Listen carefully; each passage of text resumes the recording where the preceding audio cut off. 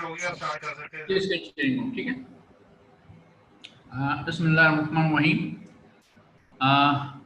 अच्छा बच्चों, हम लोगों ने बेसिक कंसेप्ट मुकम्मल कर लिए थे और अब हम थे जरा प्रैक्टिकल क्वेश्चंस के ऊपर। अच्छा, प्रैक्टिकल क्वेश्चन में ये एग्जाम्पल नंबर 1 हम कर चुके हैं, एग्जाम्पल नंबर 2 आप लोगों ने सॉल्व किया था, और एक और हमने आपको क्वेश्चन दिया था सॉल्व करने के लिए, question number 5 of your book. Okay, अच्छा ये हमने आपसे कहा था कि आपका ये होम असाइनमेंट है तो आई एम श्योर कि आपने कर लिया होगा। ओके, चलें मैं जरा इसका आंसर आपके साथ शेयर करता हूं। पहले क्वेश्चन में जरा शेयर कर लूं। ये क्वेश्चन ये था कि मिस्टर ए ये एंगेज हैं मैन्युफैक्चरिंग और, अच्छा मिस्टर ए जो है वो विदहोल्डिंग एजेंट नहीं है। अच्छा बेटा आज एक मुझे चीज कंफर्म कर दीजिएगा कि क्या हम लोगों ने विदहोल्डिंग सेल्स के रूल्स डिस्कस कर लिए थे? आप में से कोई भी मुझे कंफर्म कर दे कि क्या हम विदहोल्डिंग सेल्स के रूल्स डिस्कस कर चुके हैं?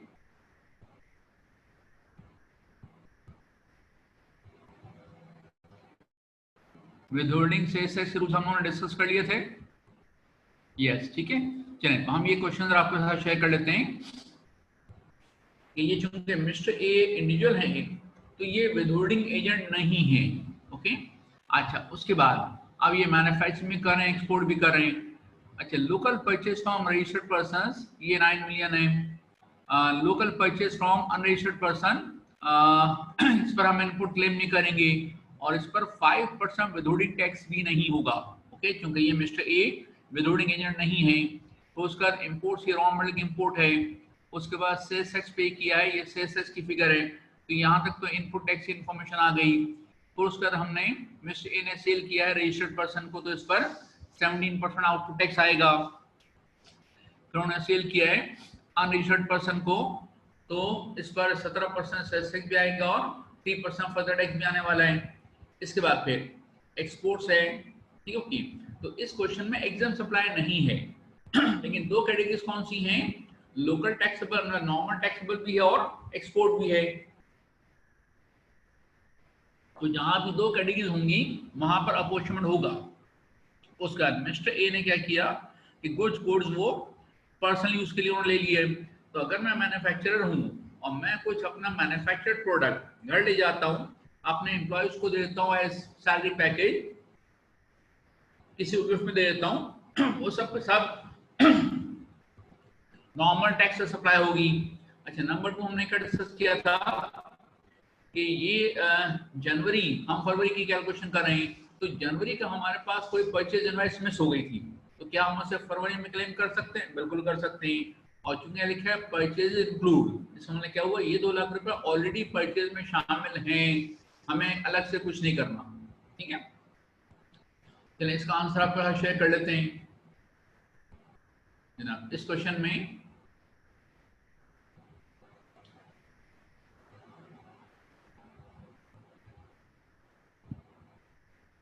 तो ये तो आ रहा है इनपुट टैक्स, ठीक है, यहां तक सबने सही वर्कआउट किया होगा। उसके बाद फिर हम अपोर्शनमेंट करेंगे। अच्छा, हमारे पास वैल्यू सप्लाईज क्या क्या हैं? एक है taxable local supplies to registered persons, फिर है अनरजिस्टर्ड पर्सन सप्लाईज, हम एक साथ भी लिख सकते थे बहरहाल। प्राइवेट यूज, ये भी नॉर्मल टैक्स सप्लाई है। तो हमारी जो नॉर्मल टैक्स सप्लाई हो गई कितनी हो गई? 14 मिलियन। और जो हमारे पास एक्सपोर्ट है वो कितनी है? 6 मिलियन। तो हमारे पास टोटल वैल्यू सप्लाई हो गई 20 मिलियन, और उसके अगेंस्ट जो हमारा इनपुट टैक्स है वो है 2.462 मिलियन। तो अब इस इनपुट टैक्स को हम क्या करेंगे? 14 और 6 के रेशियो में डिवाइड करेंगे। तो अगर हमने डिवाइड कर दिया तो ये फिगर आ गई 1.7 मिलियन, और ये आपका आ गया 738,000। ओके, तो 738,600 इसकी तो हमने रिफंड एप्लीकेशन अलग से प्रोसेस कर देनी है, और 1.723 में ये हमारा है क्लेमेबल इनपुट टैक्स। ओके, यहां तक भी सबने से वर्कआउट किया होगा आई एम श्योर।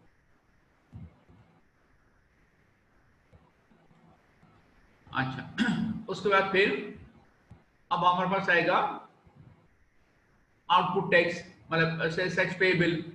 तो अब जब पेबल की फिगर आएगी लायबिलिटी, तो हम क्या करेंगे कि उसी 14 मिलियन का 2.38 मिलियन।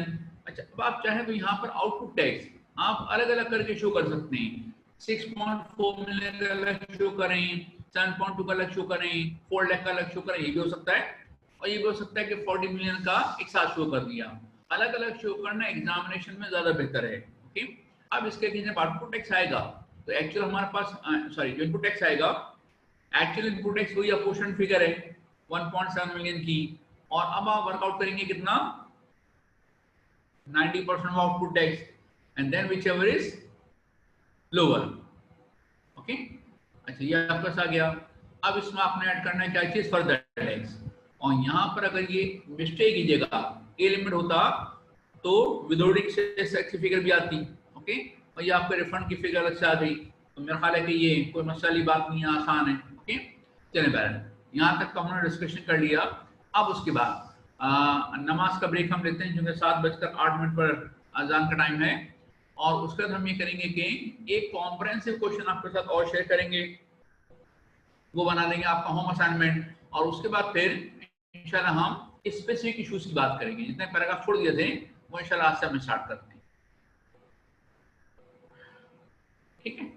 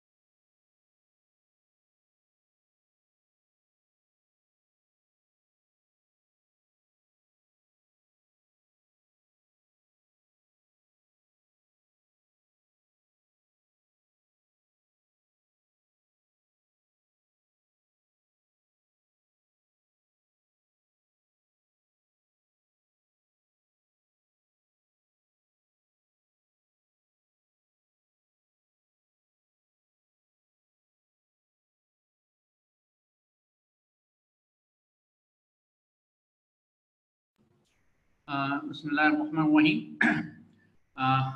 अच्छा ना, ये हम एक क्वेश्चन तो आपके साथ डिस्कस कर लिया। अब हम बात कर रहे हैं एक और क्वेश्चन, ठीक है ना। अच्छा, वो क्वेश्चन जरा आप एक काम करें, निकाल लें आपकी बुक में, जो प्रैक्टिकल क्वेश्चन है ना हैंडबुक का, उसमें क्वेश्चन नंबर 4 है बी लिमिटेड या बिना लिमिट के हिसाब से।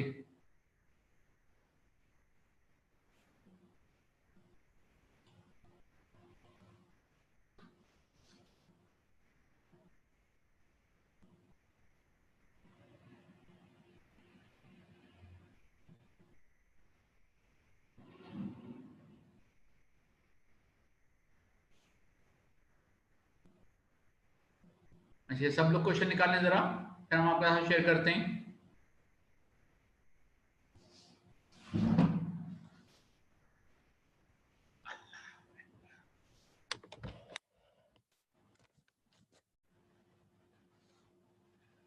ना, इस क्वेश्चन में ये चूंकि कंपनी है तो ये विदहोल्डिंग एजेंट होगी, लेकिन विदहोल्डिंग एजेंट होने के बावजूद इस केस में कोई विदहोल्डिंग नहीं होगा, इसलिए कि हमारे इस क्वेश्चन में कोई अनरजिस्टर्ड परचेज नहीं है, ना कोई इनएक्टिव से परचेज है।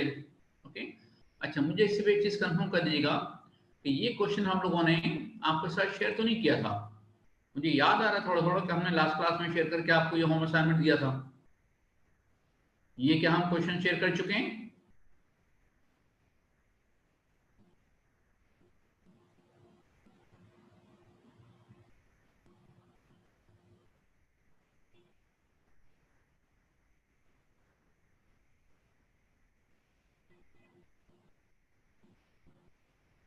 मुझे कोई कंफर्म कर देगा?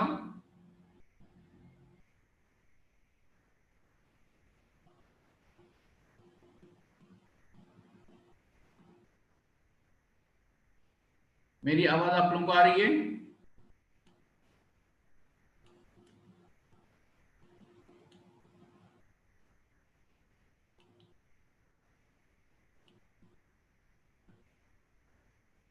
आदिल, अदनान, हाफिज, नुमान, काशिफ, महा, कोई एक मुझे कंफर्म कर दे कि ये क्वेश्चन क्या हम लोग आपके साथ शेयर कर चुके हैं, यस और नो।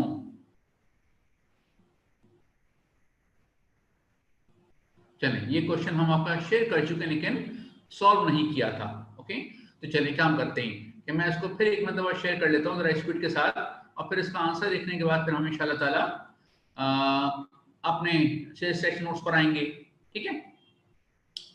देखिए ना, इस केस में इंपोर्ट परचेज में ये है कि वैल्यू ऑफ डॉक्यूमेंट जो टाइड पीरियड का मतलब क्या होता है कि जितनी वैल्यू के हमने डॉक्यूमेंट्स क्लियर कराए, यानी कि गुड्स क्लियर कराए, ये इसका मतलब हो गया इंपोर्ट वैल्यू।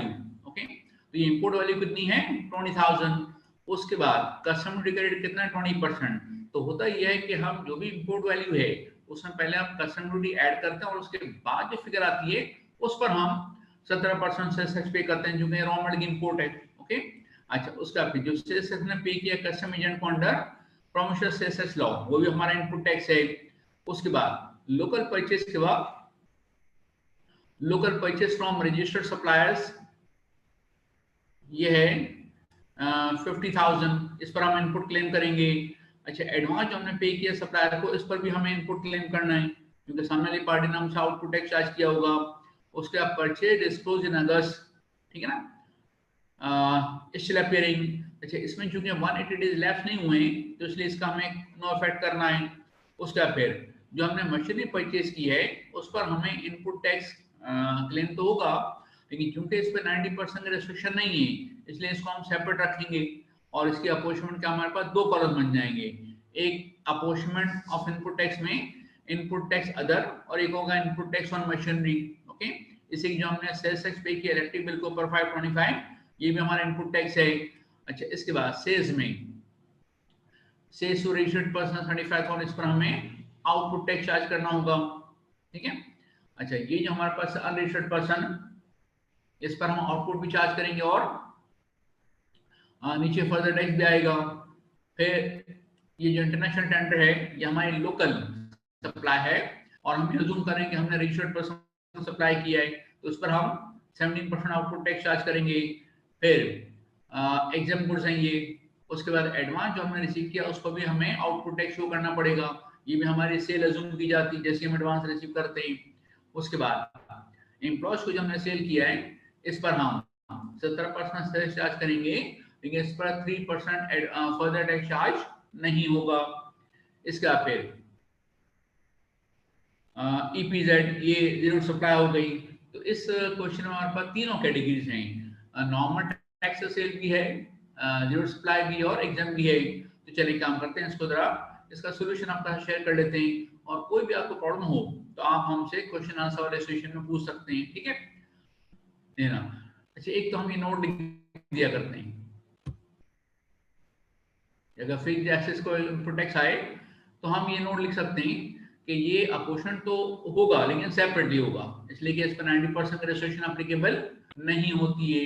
इससे किसी अगर कभी इंडिविजुअल का क्वेश्चन आता है तो आपने एक नोट और लिखना है कि mister A as an individual is not a withholding agent for sales tax purposes, ये आप नोट लिखेंगे, ओके। इसका अब आप जरा चेक कीजिएगा। अच्छा, आपने सही किया होगा, आप जरा चेक करेंगे मैंने सही किया नहीं किया।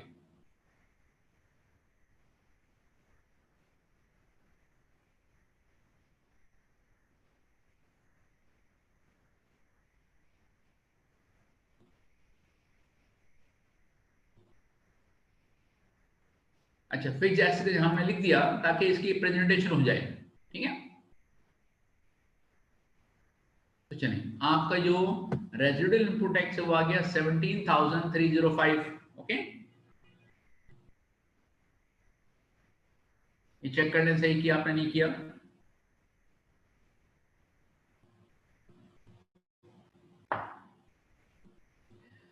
अच्छा ना, इसके बाद फिर हम करेंगे इसकी अपोर्शनमेंट। अच्छा, अपोर्शनमेंट करने के लिए हमें बेसिकली इनपुट टैक्स दो अलग रखने पड़ेंगे। एक आपका टर्नओवर जिसको आप वैल्यू सप्लाई भी कह सकते हैं, एक ये जो फिर उसके बाद जो इनपुट टैक्स आ रहा है ये इनपुट टैक्स ऑन अदर है, और ये input tax on fixed assets हो गया। अब इसमें local tax apply to registered person, ये फिगर क्वेश्चन में आ रही है।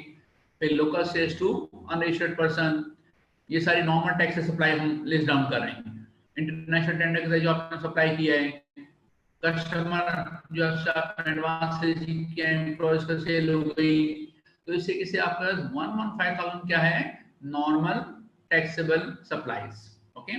उसका आपका से जीरो सप्लाई, फिर आपका से एग्जाम सप्लाई, तो इससे के साथ पर टोटल सप्लाईज कितनी आ गई, 160,000। और इसके सामने नॉर्मल जो इनपुट टैक्स है वो है 17,305, और फिक्स एसेट इनपुट टैक्स है वो 8,500। अब आपने क्या करना होता है कि आप इन दोनों इनपुट टैक्स को इन तमाम 75 और 10 और 15 इसके रेशियो में डिवाइड ना करें। आप क्या करोगे, 114,000, 40,000, 5,000 इन तीन कैटेगरीज में इसको डिवाइड कर दोगे, ठीक है। अच्छा, तीन कैटेगरी में डिवाइड कैसे करोगे, एक बटन दबाया डिवाइड हो गया। अगर आप बटन नहीं दबा सकते, आपको पूरा कैलकुलेट करना पड़ेगा। तो जरा आप लोग चेक कर लें कि क्या आपने ये सही सॉल्व किया है।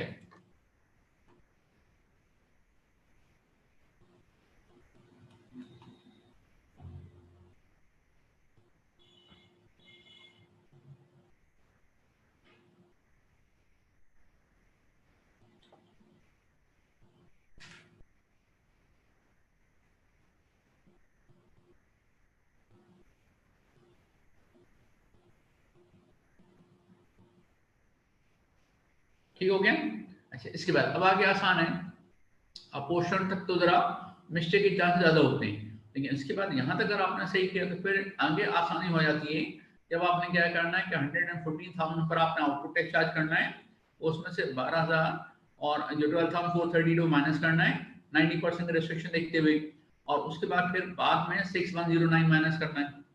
और उसके बाद फर्दर टैक्स है और एग्जाम जीरो सप्लाई का है, ओके। चलें अब देखते हैं जरा इसको।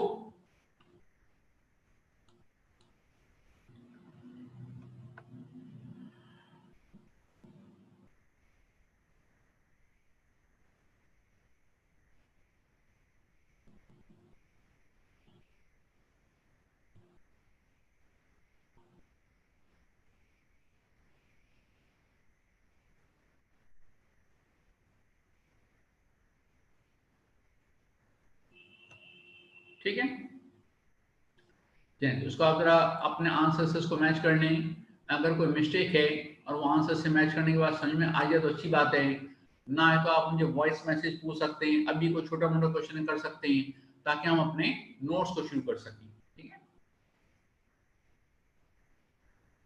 तो इस तरह के प्रैक्टिकल क्वेश्चन आपके पास आते हैं और हर टर्म में एक क्वेश्चन लाजमी होता है सीएसएस प्रैक्टिकल क्वेश्चन का।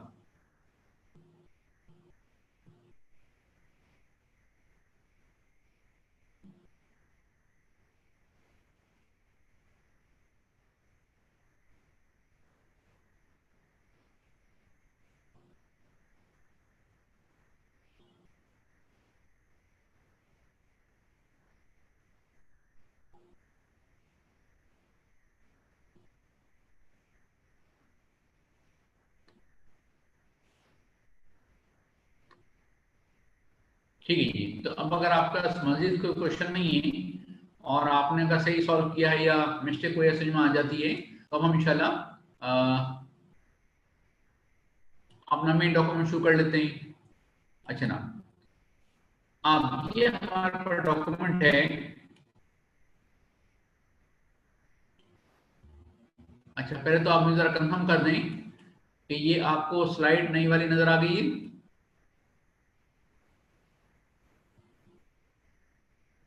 ठीक है, देखिए ना, अब यहाँ पर हमने इनपुट एक्स कर चुके हैं कि आप जो परचेज के वक्त इंपोर्ट के वजह से पे करते हैं, आउटपुट टैक्स का जो आप अपने कस्टमर से चार्ज करते हैं सेल के वक्त, उसका फर्दर टैक्स क्या है कि उसी आउटपुट के साथ साथ अगर आपका कस्टमर जो है वो कौन है, अनरजिस्टर्ड है, तो आप 3% फर्दर टैक्स भी चार्ज करोगे। फिर कुछ ऐसे केस हैं जिसमें फर्दर टैक्स चार्ज नहीं होगा, वो आपके साथ शेयर करेंगे। उसका एक्स्ट्रा टैक्स अभी तक हम डिस्कशन नहीं किया है, उसके बाद ये डिस्कस करेंगे। अच्छा, एक्सेस इनपुट टैक्स क्या है कि कभी किसी महीने में आपके पास परचेज ज्यादा हो, सेल्स कम हो, तो वहां हो सकता है कि आपका इनपुट टैक्स ज्यादा आ जाए और आउटपुट टैक्स कम हो, तो जो एक्सेस है उसको आप क्या करेंगे, कैरी फॉरवर्ड करेंगे। दूसरा हमने आपको बताया 90% रिस्ट्रिक्शन की वजह से भी आपको कुछ कैरी फॉरवर्ड करना पड़ता है, उसी भी हम एक्सेस इनपुट टैक्स कहते हैं। उसके बाद एक्सेस टैक्स कलेक्शन क्या है, ये है बाय मिस्टेक।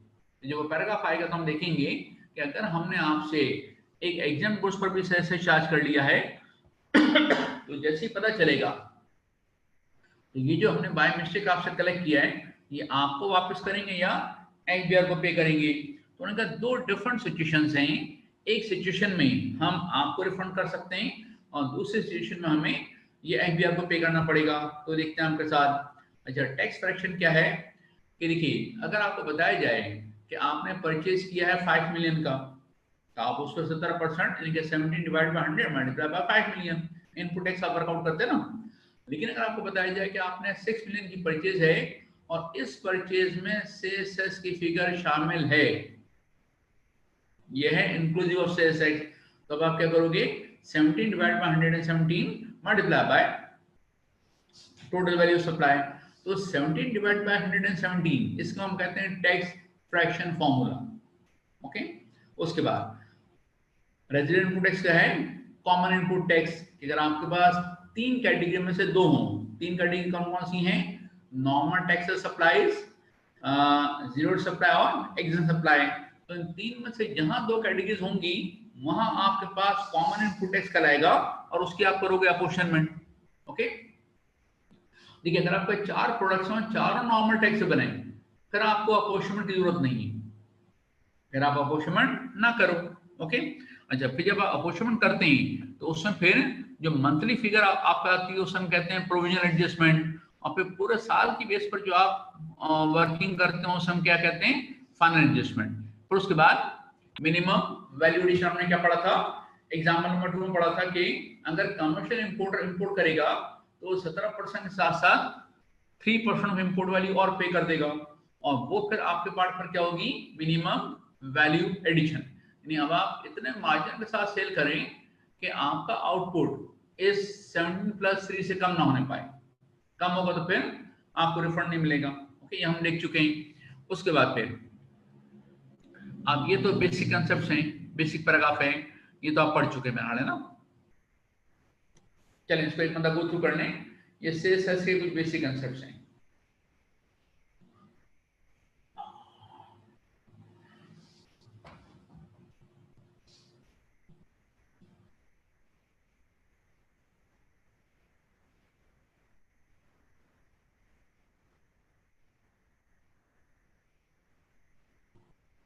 ठीक हो गया। अच्छा, इसके बाद अब हमने एग्जांपल नंबर 1 तो बहुत डिटेल में डिस्कस की थी। ये हमारे पास वेट की एग्जांपल है और ये पाकिस्तान की एग्जांपल नहीं थी, ये हम बहुत डिटेल में डिस्कस कर चुके हैं। अच्छा, उसके बाद फिर यहाँ ये पूरी शीट हम डिस्कस कर चुके हैं कि हमारे हर बंदा रजिस्टर्ड नहीं हो सकता। हमारे जो मैन्युफैक्चरिंग की वैरायटी है, यूके वाले उसके बारे में सोच भी नहीं सकते, वो बेचारे लिमिटेड कैपेसिटी उनकी। अच्छा, इसी के से रिटेलर, यूके में रिटेल शॉप खोलने के लिए आपको परमिशन चाहिए होती है। यहाँ हम 1947 में आज़ाद हो चुके हैं और कल भी आपको पता 14 अगस्त है, ठीक है ना। और यहाँ आज़ादी का मतलब क्या होता है, यहाँ रात भर हल्ला गुल्ला मचाएं, ठीक है, कोई बीमार है उसको सोने ना दें, क्योंकि तो चूंकि हम तो आज़ाद हो चुके हैं, हम कुछ भी कर सकते हैं बहरहाल। तो अब ऐसे में ही हम डिस्कस कर चुके हैं कि अब इसमें क्या हुआ कि दो तरह की हम एग्जाम्पशन दी गई हैं। एक है आइटम बेस, उसमें फिर कोई लिमिट नहीं है, बुक्स हैं, फार्मास्यूटिकल प्रोडक्ट्स हैं, वो तो एग्जाम्प्ट हैं। लेकिन दूसरी एग्जाम्पशन क्या है, टर्नओवर बेस, कि अगर आप स्मॉल मैन्युफैक्चरर हैं यानी कॉटेज इंडस्ट्री हैं, तो फिर आपको एग्जाम्पशन मिलेगी, वही प्रोडक्ट आपके लिए एग्जाम्प्ट होगी, वही प्रोडक्ट दूसरे के लिए टैक्सेबल होगी।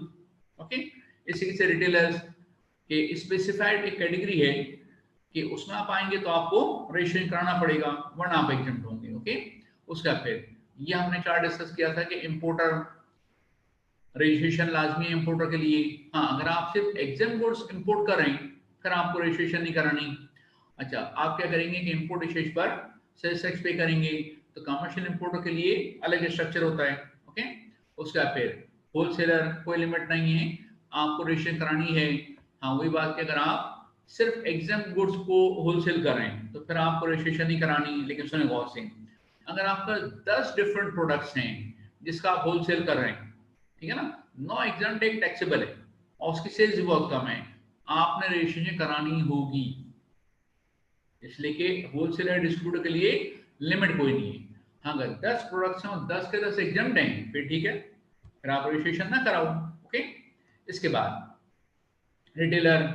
अच्छा, अब आगे जाके हम डिटेल में डिस्कस करेंगे कि कौन कौन से रिटेलर्स हैं। तो मैं थोड़ा बहुत इंडिकेशन में दे चुका हूँ, रिपीट करते हैं कि अगर आपका चेन ऑफ स्टोर हो, ठीक है, जैसे इम्तियाज है, एक साथ स्टोर्स हैं उसकी, टीएम है, ठीक है, या आपका जो चेज है, ओके, इनके एक साथ स्टोर होते हैं तो इनके लिए रजिस्ट्रेशन कराना लाजमी है।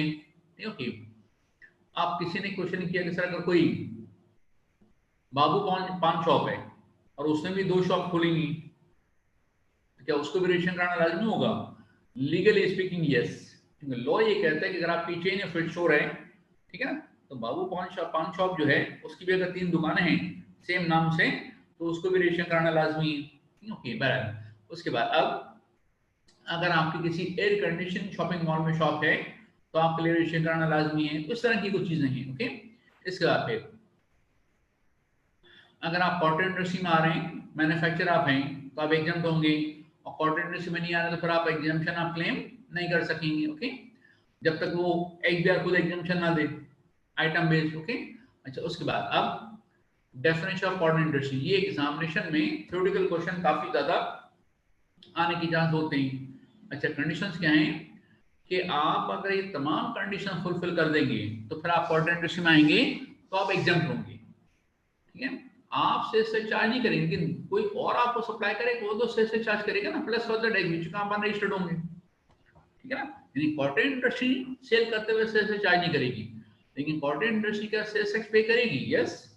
अच्छा, अब ऐसे में कंडीशन क्या क्या है कि आपके पास कोई इंडस्ट्रियल कनेक्शन नहीं होना चाहिए, गैस का, इलेक्ट्रिसिटी का, कमर्शियल कनेक्शन हो या फिर रेजिडेंशियल कनेक्शन हो। ओके, उसका फिर आप हैं रेजिडेंशियल एरिया में, किसी इंडस्ट्रियल एरिया में अपना हो, कमर्शियल एरिया में अपना हो। उसका फिर आपका टोटल लेबर फोर्स जो है वो 10 वर्कर से ज्यादा ना हो। उसका फिर एनुअल टर्नओवर आपकी 3 मिलियन, तो लिमिट वैसे बहुत कम है, ठीक है, इसको बढ़ना चाहिए बहरहाल। तो ये तमाम कंडीशन फुलफिल कर देंगे तो आप किसमें आ जाएंगे? कॉटन इंडस्ट्री में। अच्छा, अब उसके बाद ये जरा हमने पूरा मुकम्मल नहीं किया था, तो सुने जरा, सेल्स का रेट कितना है? 17%। फर्दर 3%, फर्दर टैक्स 3% कब चार्ज करोगे? जब आपका कस्टमर कौन होगा? अनरजिस्टर्ड।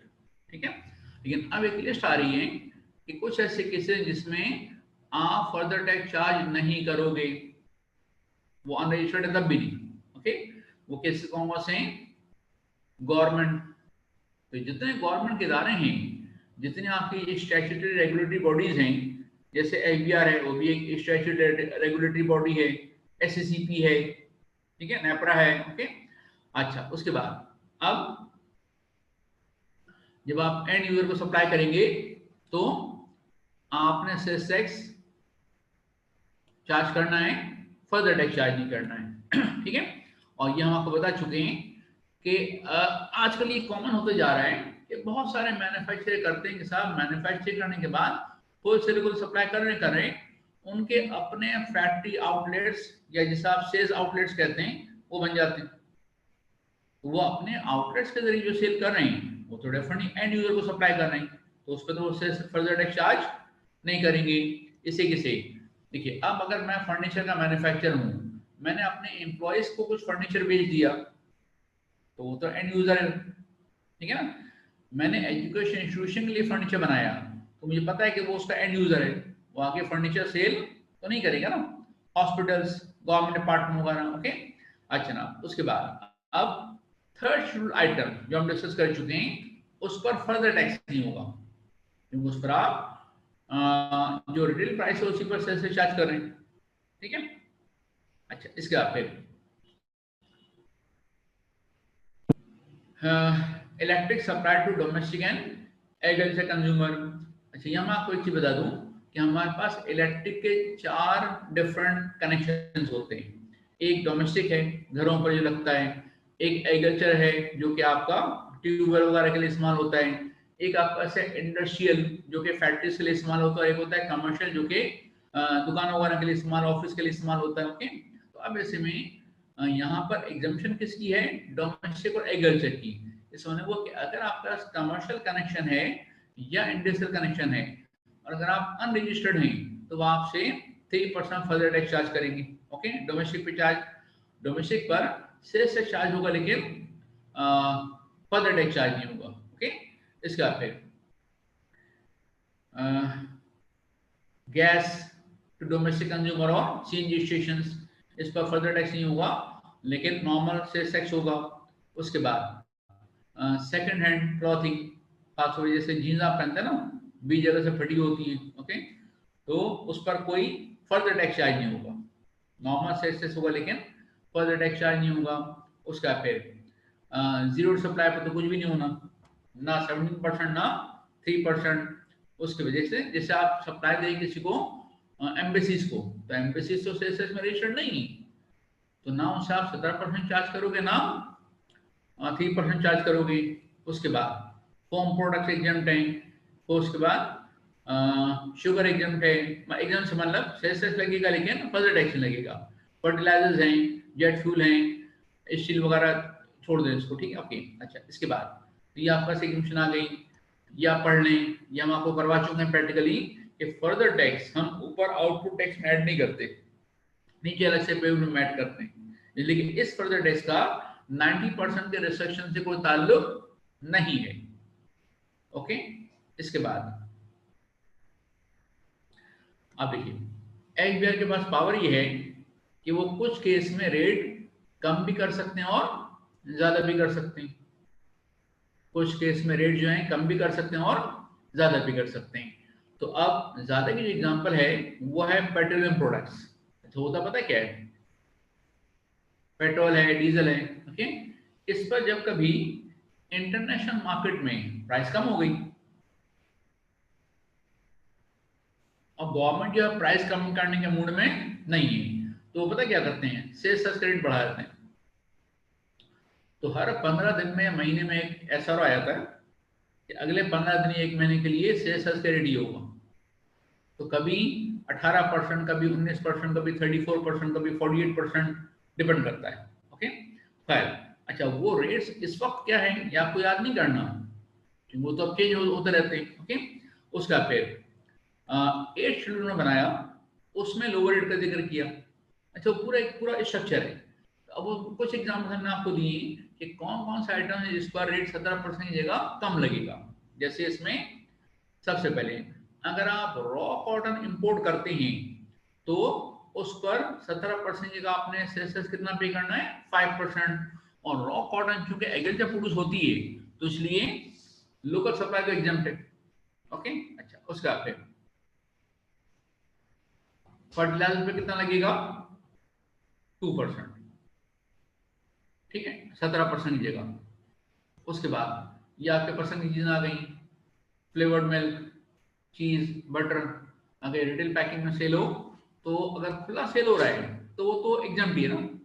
अगर ये रिटेल पैकिंग में सेल हो रहा है ब्रांड नेम तो इस पर 17 की जगह कितना लगेगा, 10%। उसके बाद सिल्वर या गोल्ड अनवर्क कंडीशन 1% सेल्स टैक्स है। तो हमारे आंतों में जो गोल्ड इंपोर्ट होता है वो अनवर्क कंडीशन में इंपोर्ट होता है ना, तो उसका 1% सेल्स टैक्स पे होता है। अच्छा, उसके बाद अगर आप किसी ज्वेलरी शॉप जाएं, गोल्ड का सेट परचेज करें, तो गोल्ड के सेट में असल में 3 चीजों का कॉम्बिनेशन होता है। उसमें गोल्ड की भी वैल्यू है, अगर डायमंड लगे हुए हैं उसकी भी वैल्यू है, और उनके अपने मेकिंग चार्जेस भी होते हैं। तो मेकिंग चार्ज में उनका प्रॉफिट होता है डिफरेंटली। ओके, तो उन्होंने क्या किया, गोल्ड के ऊपर की जो वैल्यू है उस पर तो 1.5% से हिसाब से चार्ज करेगा, डायमंड की वैल्यू के ऊपर 0.5% चार्ज करेगा, और मेकिंग चार्जेस पर 3%। और फिर वो क्योंकि रेट इतना कम दिया तो उन्होंने कहा ठीक है एक काम करें, इसमें इनपुट टैक्स वो क्लेम नहीं कर सकता, भाई ये चार्ज करे और पे कर दे। कि ये इसमें से जो ज्वेलर्स हैं इलेक्ट्रिक के ऊपर क्या उन्होंने सेस पे किया होगा, वो इनपुट नहीं क्लेम कर सकते, नॉर्मल केस में कर सकते हैं। यहाँ पर उन्होंने क्या किया, no input tax allowed except input tax on gold. जो गोल्ड इंपोर्ट किया उसका तो इनपुट टैक्स क्लेम कर सकते हैं, बाकी इलेक्ट्रिक बिल वगैरह आपके ऊपर, कोरियर चार्जेस के ऊपर, और किसी किस्म का इनपुट टैक्स क्लेम नहीं कर सकते। ओके, इसके बाद फिर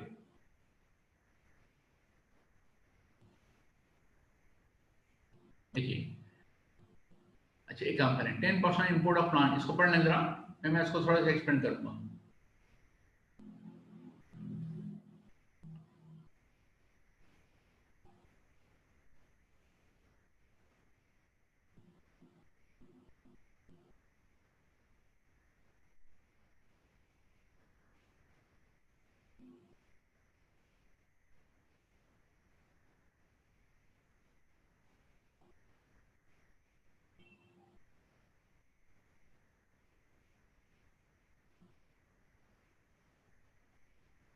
देखना केस ये है कि मशीनरी को हम 3 हिस्सों में डिवाइड करते हैं।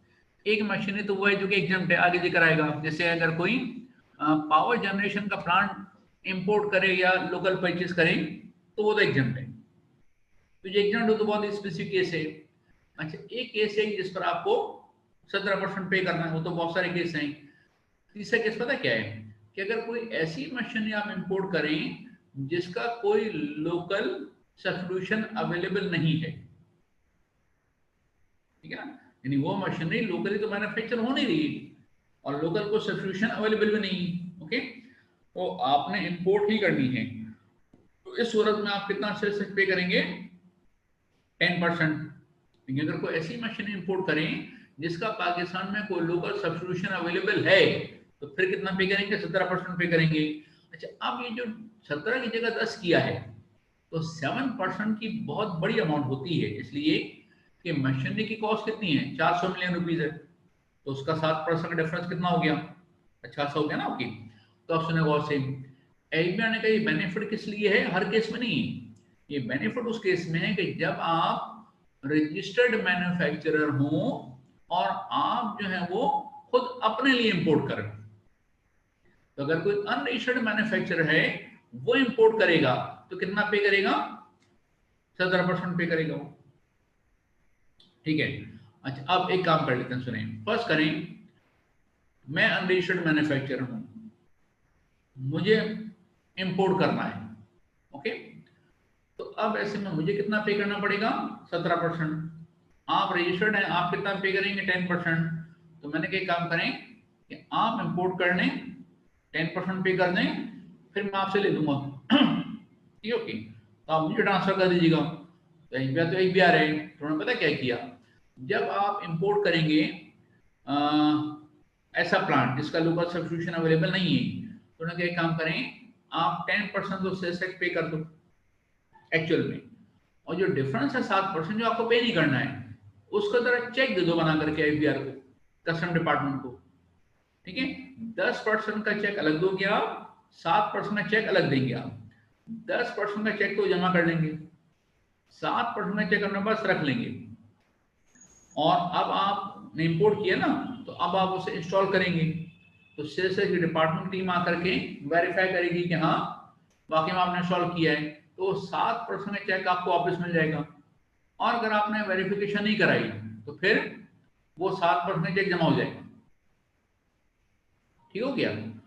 तो इसका मतलब क्या हुआ कि ये गेम अब आप नहीं कर सकते कि आप इंपोर्ट करें और किसी और को सप्लाई कर दें। चलिए आप एक और केस लाते हैं। देखिए, आपने इंपोर्ट किया और आपने इंस्टॉल भी कर लिया, 10% आपने सेल्स पे किया, 7% चेक आपको वापस मिल गया, 2-3 साल आपने इस्तेमाल कर लिया, उसके बाद आप किसी और को सेल कर सकते हैं ना।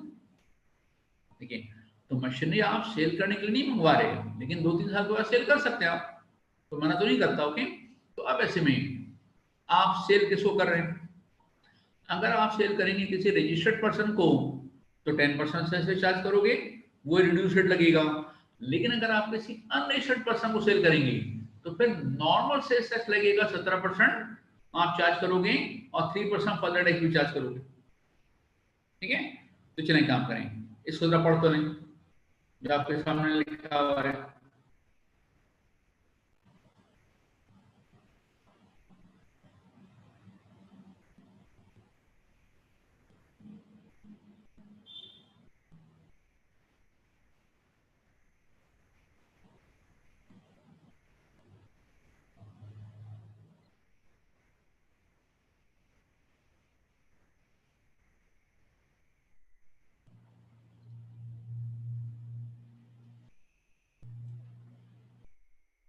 ठीक है, अच्छा, अब यही मामला आता है कमर्शियल। अच्छा, मैं इसको पूरा डिस्कस नहीं करा। कमर्शियल इंपोर्टर भी अगर इंपोर्ट करे और किसी रजिस्टर्ड पर्सन को सप्लाई करे तो 10% है, किसी अनरजिस्टर्ड को सप्लाई करेगा तो फिर वो 17% लगेगा। ओके, चलें खैर। अच्छा, अब आगे चलते हैं, टैक्स रेट। अच्छा, पढ़ते हैं जरा, देखिए, FBR has authority to levy and collect sales on fixed basis or on the basis of capacity of plant in lieu of sales tax on the basis of value supply। अच्छा, अब जो plant के ऊपर sales tax लगाते हैं ना, plant की capacity पर, इसको हम एक टर्म इस्तेमाल करते हैं, कैपेसिटी टैक्स।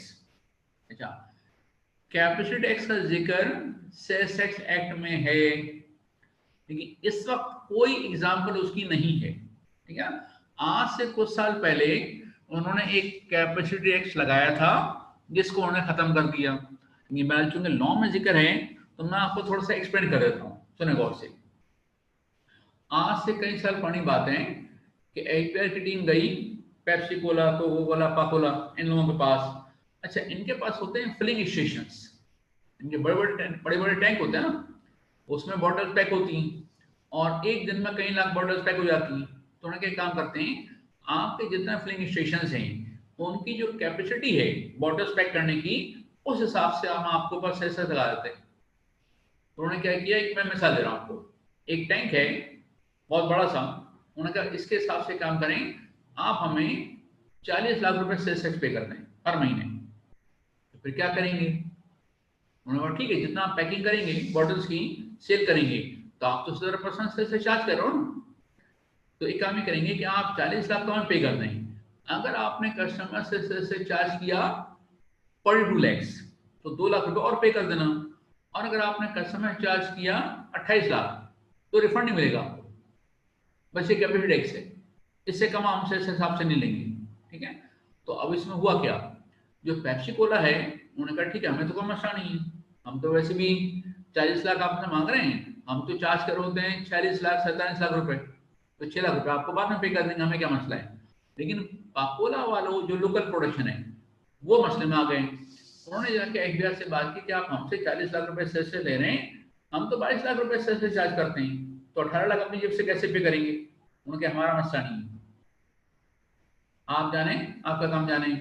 उनका एक केस में फिर हम अपनी फैक्ट्री बंद कर देंगे, उनका बंद कर दो, उन्हें बंद कर दी। ठीक है, तो काफी अरसे तक पाकोला की फैक्ट्री बंद रही। उन्होंने कहा हम इतना सारा सेस कैसे पे करेंगे। फिर बाद में जो मसले मसाइल हुए उन्होंने उस रूल्स को खत्म कर दिया, कैपिटल टैक्स से जो रूल बनाया था उन्होंने वो रूल्स उन्होंने बाद में डिलीट मार दिए। ठीक है, अच्छा अब उसका रहिए फिक्स टैक्स। तो फिक्स टैक्स क्या किया उन्होंने, सुनाई ब्रिक्स, जो सुना होगा ना हमने, भट्टियां होती हैं, ठीक है। अच्छा, आप सिंध में आप रहते हैं तो यहाँ तो आपको ज्यादा आइडिया नहीं होता, अगर आप पंजाब साइड पे जाओ, डीरे पंजाब में, तो वहाँ काफी भट्टियां हैं, ठीक, ईंटें बनती हैं। तो उन्हें क्या काम करें, जरा जो ईंटें बनाने वाले ना, वो हमें, अगर आप सिंध में हैं, केपीके में, बलूचिस्तान में, और पंजाब के कुछ स्पेसिफाइड एरियाज में, जैसे मुल्तान है, मियांवाली है, तो आप क्या करेंगे,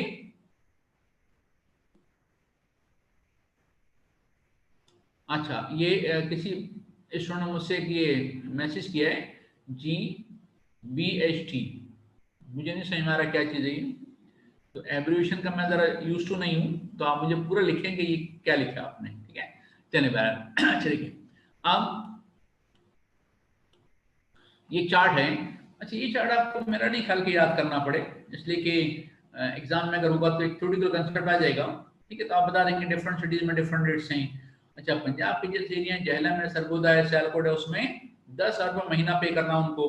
और अगर आप इस्लामाबाद में, लाहौर में, तो फिर पिंडी में है, तो फिर आप कितना पे करेंगे, 12,500। तो उन्होंने फिक्स टैक्स लगा दिया, ओके। उसके बाद फिर अच्छा, अब उन्होंने बनाया 9 शेड्यूल फिक्स टैक्स के लिए। अच्छा, मैं इसकी पूरी तफसील में नहीं जा रहा हूँ, ये है, इसमें सिर्फ और सिर्फ मोबाइल फोन्स हैं, ओके, इसमें सिर्फ और सिर्फ मोबाइल फोन है।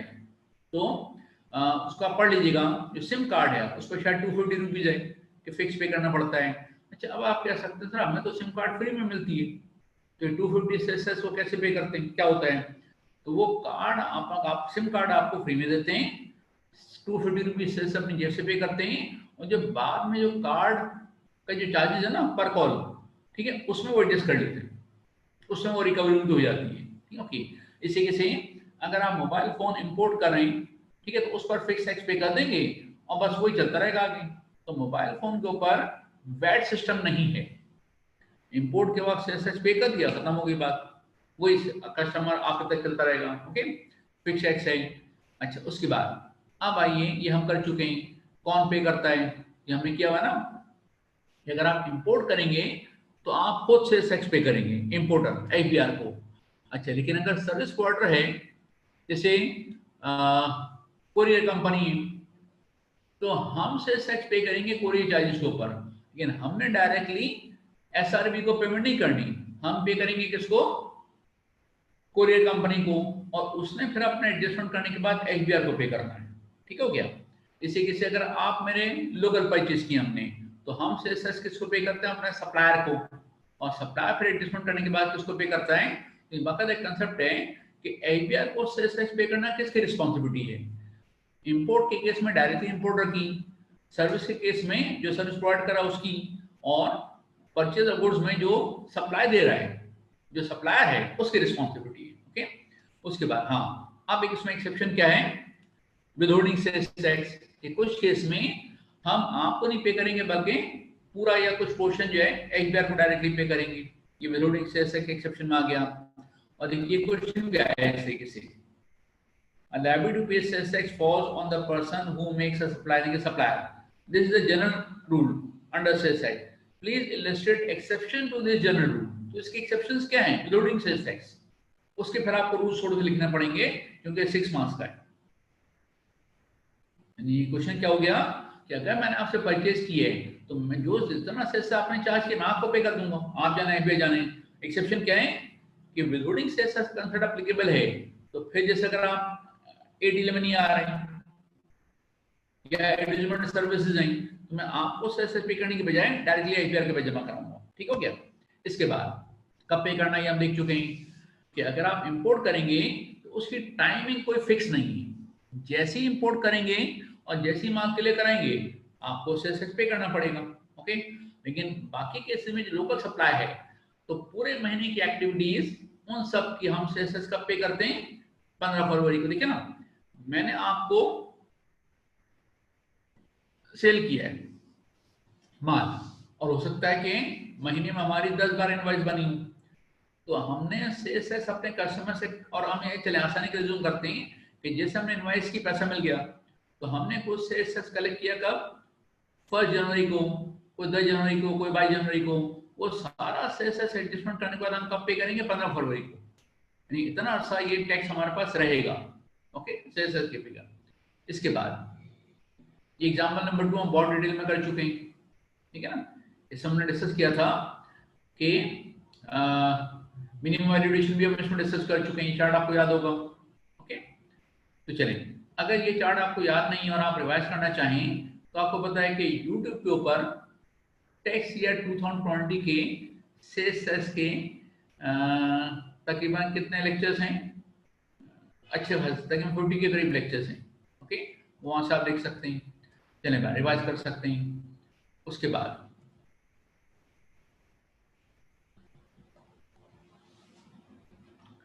चलें, किसी ने क्वेश्चन किया है 47 वीडियोस, बिल्कुल ठीक है, मौजूद है यहाँ पर।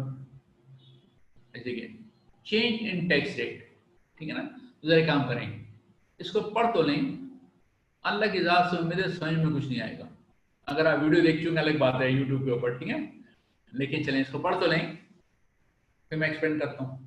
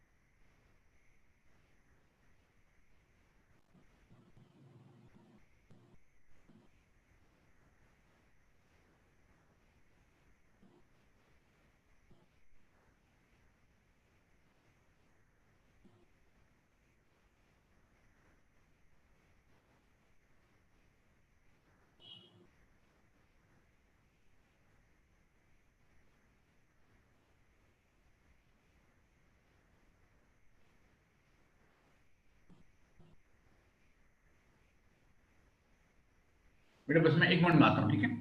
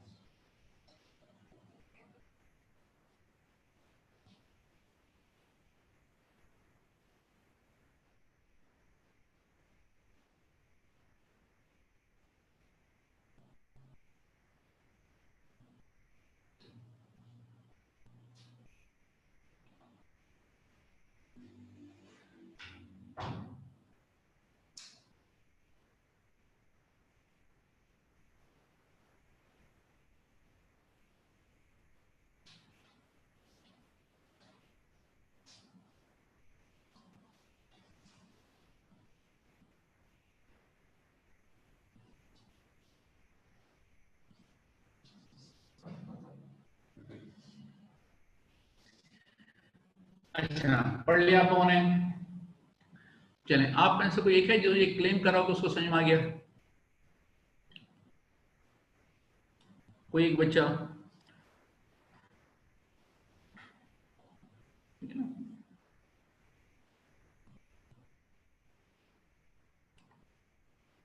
चलें, तो अनीक ने कहा है कि उसको समझ में आ गया है, तो अनीक एक काम करें, आप जूम से आउट हो जाएं, ठीक है। चलें, थोड़ा बहुत ठीक है। ओके, देखिए बात करते हैं। देखिए बात है कि साहब सेस का रेट चेंज होना, इसमें 2 केसेस होते हैं। एक तो होता है कि बाज़ वक़्त कभी कोई नोटिफिकेशन आ जाता है, SRO जिसे हम कहते हैं, और किसी पर्टिकुलर आइटम पर सेस रेट चेंज हो जाए। ओके, और ये भी होता है बाज़ वक़्त, जैसे आज से कुछ साल पुरानी बात है कि सेस क्रेडिट था कितना, 16%, अच्छा, फिर 12 जून को बजट आया, उसमें उन्होंने क्या किया कि अगले साल की रेट होगा 17%। अच्छा, बजट की चेंजेस वैसे तो एप्लीकेबल होती है विद इफेक्ट फ्रॉम 1 जुलाई, लेकिन गवर्नमेंट का बड़ा कॉमन बिहेवियर हमारा रहा है कि अगर कोई रेट कम कर रहे हैं तो उनके अगले 1 जुलाई से, और कोई रेट बढ़ा रहे हैं तो जिस दिन बजट आया उससे नोटिफिकेशन आ गया कि अगले दिन से रेट बढ़ जाएगा। तो हुआ क्या कि 12 जून तक रेट कितना था, 16%, और 13 जून से रेट कितना हो गया, 17%। तो हमारे एक ही टैक्स पीरियड है जून, लेकिन उसके दो हिस्से हो गए। 1 जून से लेकर 12 जून तक कितना हुआ, 16% हो गया, और 13 जून से लेकर 30 जून तक कितना हो गया, 17% हो गया। तो अब देखिए हम पैरा वन की बात करें, लोकल सप्लाई। अच्छा, लोकल सप्लाई में क्या हुआ कि अब हमारे पास टाइम ऑफ सप्लाई के हिसाब से डेफिनेशन जो है हमारे पास टाइम सप्लाई की वो ये है कि गुड्स डिलीवर्ड और payment receive which ever is earlier. ठीक है ना, अगर मैं आपको माल सप्लाई कर रहा हूं तो मिसाल के तौर पर अगर मैंने 10 जून को आपसे ऑर्डर रिसीव किया और माल सप्लाई किया 15 जून को, और 16 जून का पैसा रिसीव किया, तो रेट क्या होगा, 17% होगा, क्योंकि ऑर्डर रिसीव करना तो किसी काम का नहीं है ना।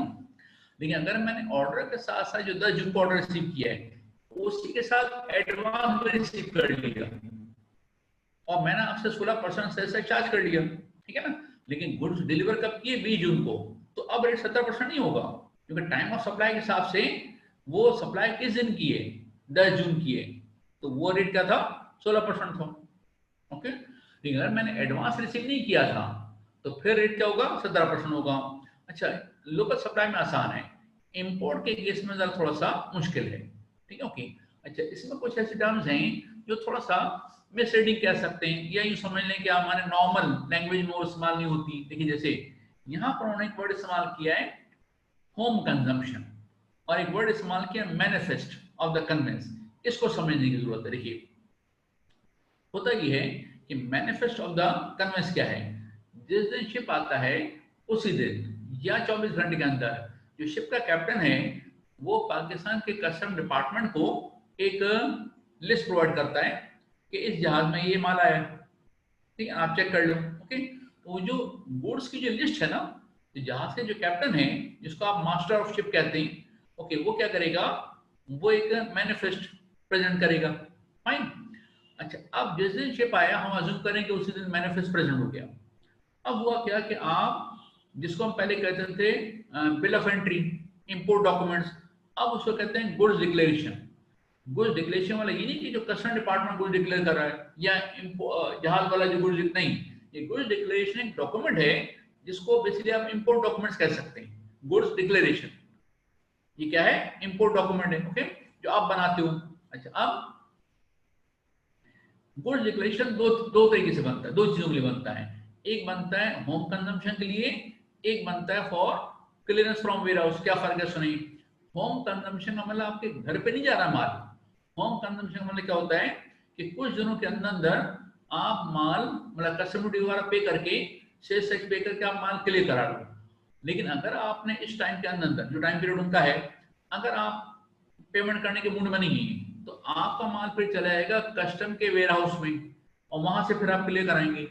तो अगर आप जल्द से जल्द पेमेंट करने के मूड में हैं तो आप गुड्स डिक्लेरेशन किस चीज का बनाओगे, होम कंजम्पशन का। और अगर आप करें नहीं हम तो 15 दिन के बाद पेमेंट करेंगे, महीने बाद, 4 महीने के बाद पेमेंट करेंगे, तो आपका माल कहाँ जाएगा, क्लियरेंस मतलब वेयर हाउस चले जाएगा। तो आपको गुड्स डिक्लेरेशन बनते वक्त ये डिक्लेयर करना पड़ता है कि आप होम कंजम्पशन के लिए यानी कि डायरेक्टली पोर्ट से माल क्लियर करवा रहे हैं, या आपने कहा माल भेज दो वेयर हाउस, वहां से हम क्लियर कराएंगे। ठीक है, ओके। अच्छा, अब एक काम करते हैं, समरी ये है कि जिस वक्त आप माल आपका आया, ठीक है ना, अगर आप होम कंजम्पशन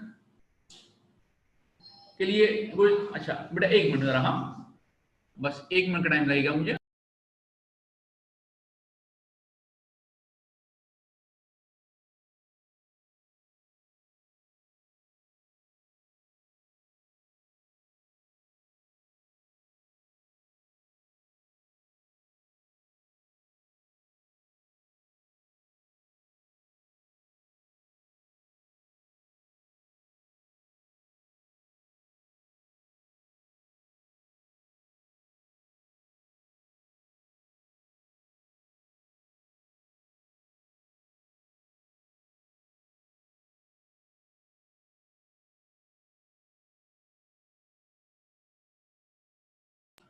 अच्छा ना, तो हम बात ये करते कि बल्कि एक काम करते हैं, सुनिए, क्योंकि ये खासा टेक्निकल है, तो हम एक काम ये कर सकते हैं कि कस्टम के कुछ जो प्रोविजंस हैं, कस्टम एक्ट, ठीक है, उसके कुछ प्रोविजन आपको जरा दिखाएं, उसको समझाएं, ताकि ये पैराग्राफ आपके समझ में आ सके। अच्छा, अब जो मैं आपको कस्टम के रूल्स बता रहा हूँ वो आपके सिलेबस का पार्ट भी नहीं है, याद भी नहीं करने, आपकी बुक में भी नहीं है, लेकिन समझने के लिए जरूरी है। तो एक काम करेगा, पहला समझ लें, चार्ट भी उसका बना देंगे, उसके बाद फिर मैं वापस स्लाइड पर आऊंगा और आप क्लिक कर लीजिएगा। ठीक हो गया? देखिए,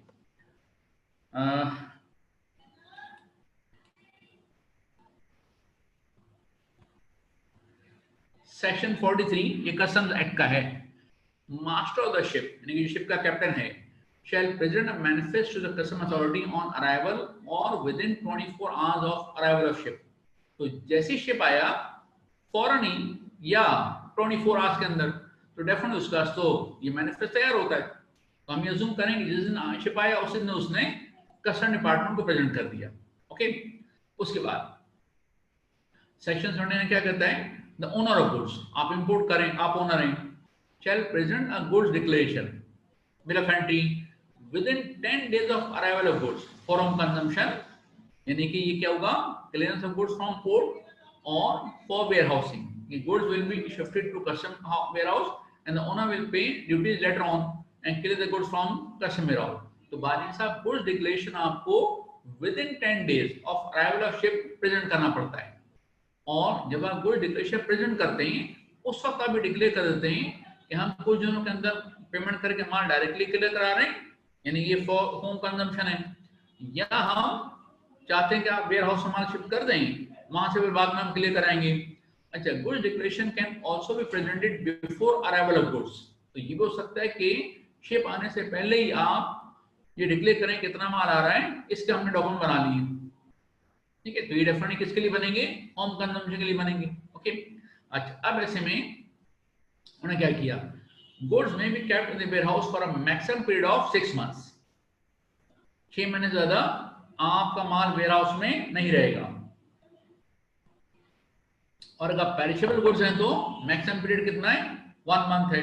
ओके, उसका फिर ओनर ऑफ गुड्स में clear the goods from warehouse on payment of duties, custom duty है से पेमेंट करोगे तो माल क्लियर होगा, चाहे होम कंजम्पशन के लिए हो या फिर वेयर हाउस से हो। ओके, उसके बाद अब क्रस का बना, देखिए, in case of home consumption if declaration is presented in advance, कि पहले से आपने बिल ऑफ एंट्री तैयार रखी थी, then the rate of tax shall be that on the date of arrival of goods, कि जिस दिन शिप आया उस दिन का रेट लगेगा। And if the declaration is presented with in 10 days of arrival of goods, then the rate shall be that on the date of present in the declaration। तो सुने गौर से, अगर आपने पहले से एडवांस में बिल ऑफ एंट्री तैयार रखी थी तो जिस दिन शिप आया उस दिन का रेट लगेगा, और अगर आपने 8 दिन के बाद गुड्स डिक्लेरेशन प्रेजेंट किया है तो जिस दिन गुड्स डिक्लेरेशन प्रेजेंट किया उस दिन का रेट लगेगा, और इन द मीन टाइम अगर रेट चेंज हो गया तो रिवाइज रेट लगेगा आपके ऊपर। ठीक है ना? ओके, अच्छा, ये तो होम कंजम्पशन तो आसान है। अब आइए वेयर हाउसिंग, देखिए, in case of clearance from warehouse, क्या आपने बिल ऑफ एंट्री बनाई थी किसके लिए, वेयर हाउस वाली बनाई थी आपने, जो कि आपने बनाई थी 10 दिन के अंदर, लेकिन अभी आपने पेमेंट नहीं की थी। ठीक है, अच्छा, अब माल आपका चला गया वेयर हाउस में, अब उसके बाद क्या होगा, if the goods are cleared within 7 days of presenting the goods declaration, goods declaration के बाद, बनने के बाद विद इन 7 days अगर आपने माल क्लियर करा लिया तो क्या हुआ, rate shall be of the date of good declaration, जिस दिन आपने गुड डिक्लेयर किया था, बिल ऑफ एंट्री बनाई थी, उस दिन का रेट लगेगा। और अगर आपने 7 दिन के बाद यानी 4 महीने के बाद माल क्लियर कराया तो जिस दिन आप सेल्स की पेमेंट करोगे उस दिन का रेट लगेगा। ठीक हो क्या? अब इसके लिए हमने एक एग्जांपल भी बनाई है, वो समझने के बाद फिर चार्ट भी बनाएंगे। तो सुना जाता है, एग्जांपल ये है कि गुड्स कब आए पोर्ट के ऊपर, 10 जून को। ठीक है ना? अच्छा ना, गुड्स डिक्लेरेशन प्रेजेंट किया गया कब, 15 जून को फॉर वेयर हाउसिंग। ओके, उसके बाद सेल्स टैक्स रेट 18 जून तक कितना था, 16%, और 19 जून को रेट कितना चेंज हो गया, 17% हो गया। तो अब तक की समरी क्या बन गई, 18 जून तक रेट कितना था 16%, 19 जून का रेट कितना हो गया 17%। इसका मतलब क्या हुआ कि अगर आपके पास ऐसी सिचुएशन है कि गुड्स डिक्लेरेशन वाले दिन रेट लगेगा तो 16% है, और 19 जून के बाद रेट लगेगा तो फिर 17% होगा। तो आप सुनिए गौर से, गुड्स क्लियर्ड ऑन 20 जून, क्योंकि आपने 7 दिन के अंदर अंदर माल क्लियर करा है ना यहाँ पर, तो रेट कब का लगना है, जिस दिन गुड्स डिक्लेरेशन प्रेजेंट हुआ था, तो ये 16% है। ओके, उसके बाद अगर आपने गुड्स डिक्लेयर कराया, मतलब माल क्लियर कराया 27 जून को, ये तो 7 डेज के बाद वाली कहानी हो गई। तो अब रेट कब का लगेगा, जिस दिन आपने एक्चुअल पेमेंट की है, तो पेमेंट तो आपने की 27 जून को, 27 जून का रेट कितना है 17% है। चलें, ये एग्जांपल भी आप कॉपी कर लीजिएगा, क्लिक कर लीजिएगा। अब मैं इसका चार्ट बना देता हूँ। देखिए चार्ट ये बन जाता है कि goods declaration for home consumption, ठीक है ना, इसमें दो केस हो जाएंगे। अगर आपने एडवांस में गुड्स डिक्लेरेशन प्रेजेंट किया हुआ है, बिल ऑफ एंट्री जहाज आने से पहले बन गया था, और ये हो सकता है कि जहाज आने के बाद 10 दिन के अंदर आप प्रेजेंट करें, तो फर्क क्या पड़ेगा, एडवांस में प्रेजेंट किया है तो जिस दिन शिप आया, जिस दिन गुड्स का अराइवल हुआ, उस दिन का रेट लगेगा। और इसमें फिर जिस दिन आपने गुड्स प्रेजेंट किए उस दिन का रेट लगेगा। तो इन द मीन टाइम अगर रेट चेंज हो गया तो हो गया। ओके, उसके बाद अब आइए goods declaration for warehousing, ये आपको 10 दिन के अंदर अंदर प्रेजेंट करना है। ओके, अच्छा, इन एनी केस, अच्छा, अब अगर आपने गुड्स डिक्लेरेशन प्रेजेंट करने के बाद विद इन 7 डेज के लिए करा लिया तो रेट अलग होगा, और 7 डेज के बाद के लिए कराया तो रेट अलग होगा। अलग क्या होगा देखते हैं। 7 डेज के अंदर क्लियर करा लें तो जिस दिन आपने गुड्स डिक्लेरेशन प्रेजेंट किया था उस दिन का रेट लगेगा, और इस केस में जब आपने एक्चुअल पेमेंट की सेल्स की, जिस दिन माल क्लियर कराया उस दिन का रेट लगेगा। तो जरा काम करें, मैं इस स्लाइड पर वापस आता हूं, या आप जरा क्लिक करते रहें, क्लिक करते रहें, और उसके बाद फिर वो जो ओपनिंग जो एक्चुअल पैराग्राफ था वो दोबारा पढ़ लीजिएगा। ठीक है, चलें काम करें। ये आप सीक्वेंस से क्लिक करोगे ना, तो जस्ट मिनट, ये आप क्लिक करें जरा।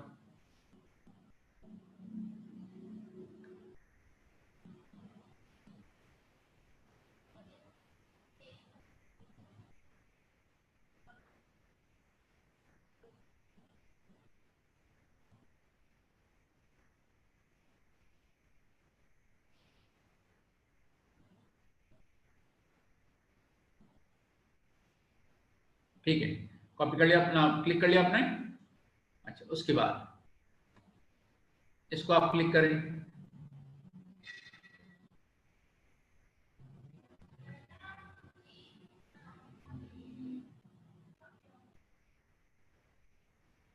ठीक है, इसके बाद ये एग्जाम्पल क्लिक कर लें।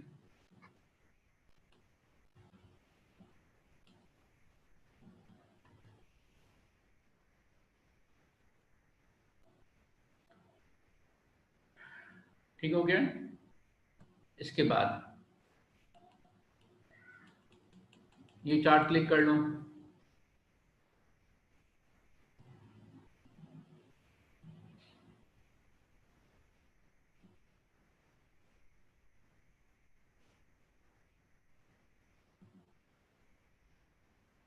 ठीक है, इसके बाद फिर ये चार्ट आप क्लिक कर लें।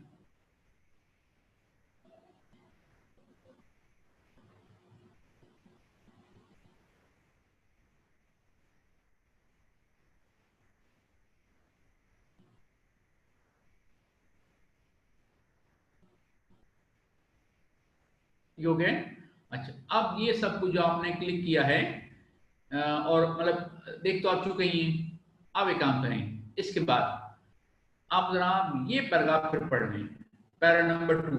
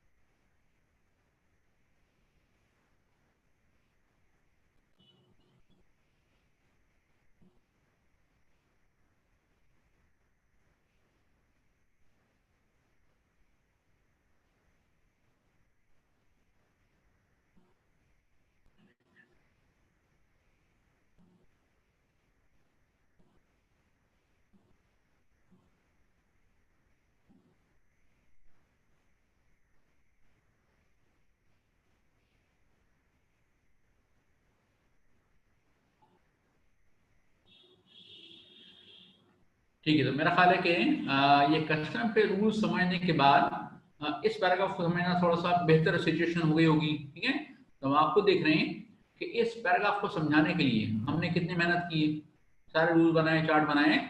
थैंक यू तो बोल दो, ना शुक्र तुम लोग।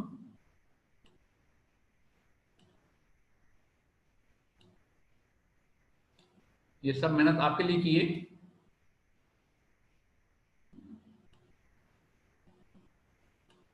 लग रहा है सब सो रहे हैं, बता रहा हूं।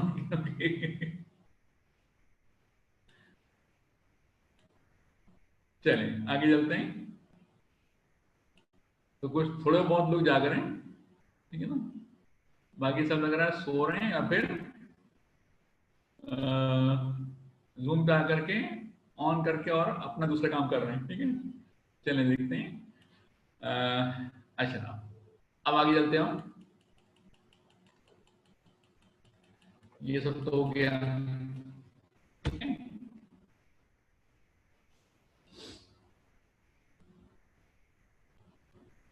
अच्छा, अब zero supply basic concept discuss कर चुके हैं, तो हम थोड़ा सा आगे बढ़ेंगे। ठीक है, और जो चीजें छोड़ दी हमने डिस्कस करना है। तो देखिए जीरो सप्लाई क्या है।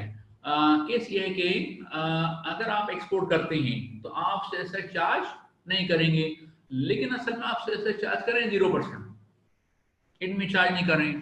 तो बेसिकली ये जो एक्सपोर्ट्स हैं या जीरो सप्लाई हैं, ये टैक्सेबल गुड्स हैं, टैक्सेबल सप्लाईज हैं। रेट कितना 0% है। तो इसका कि आप इसका इनपुट टैक्स क्लेम कर सकते हैं। कैसे क्लेम करेंगे, आपको एफबीआई से रिफंड मिल जाएगा, हमने बहुत डिटेल में डिस्कस किया हुआ है।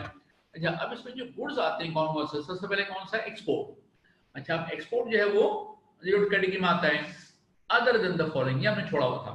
तो दो ऐसी एक्सपोर्ट्स हैं जिस पर आपको एफबीआई से रिफंड नहीं मिलेगा।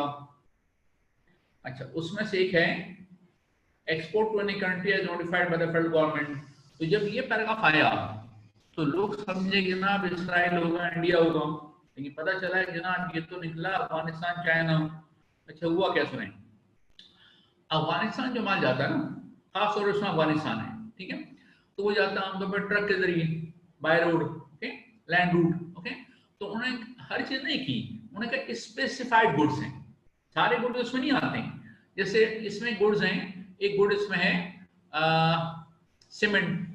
तो अगर आप सीमेंट अफगानिस्तान एक्सपोर्ट करेंगे लैंड रूट के जरिए, जरा लैंड रूट के जरिए जाना है, वहां शिप तो जाते नहीं है, ट्रेन जाती नहीं, ओके। तो अब ऐसे में अगर आप ट्रक के जरिए माल भेजेंगे ना, तो उसमें क्या होगा कि उस पोर्शन का रिफंड आप क्लेम नहीं कर सकते। इसलिए कि आप अनऑफिशियल चार्ज करें, साहब आप एक्सपोर्ट करें सेल से चार्ज नहीं करेंगे, तो सेल से चार्ज भी नहीं करो और रिफंड भी क्लेम नहीं करो। It is just like exam goods.